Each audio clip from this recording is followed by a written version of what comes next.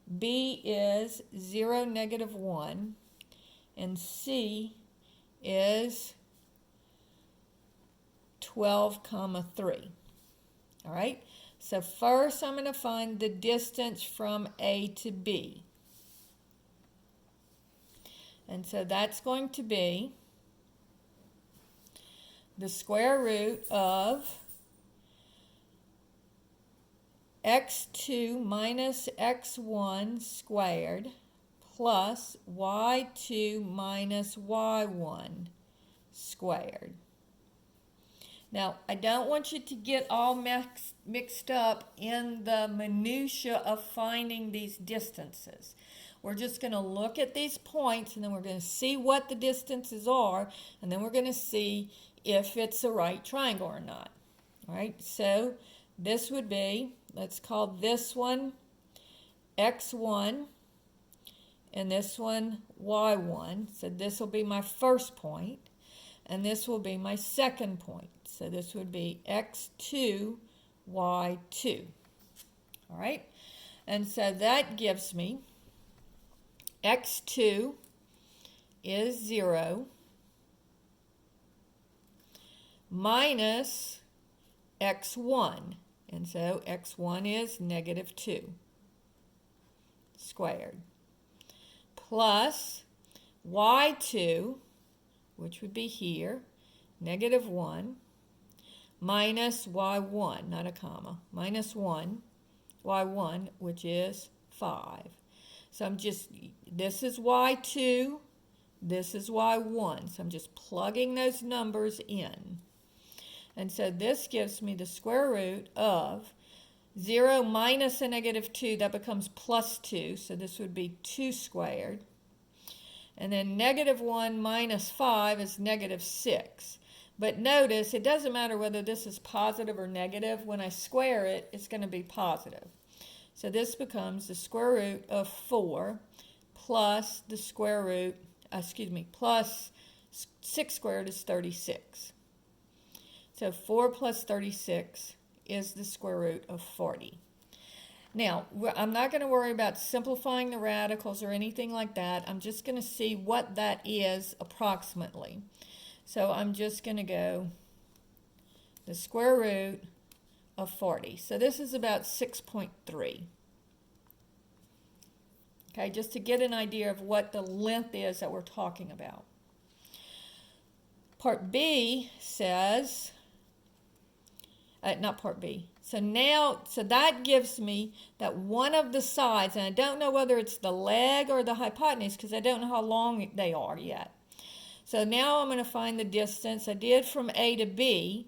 Now let's do from A to C. So now this is no longer x2, y2. This is now x2, y2. So this is my first point, A is my first point, and C is my second point. And so now using these 2 points, I would have x2 minus x1 squared plus y2 minus y1 squared. So x2 is 12. So this would be 12 minus x1. Well, x1 is negative 2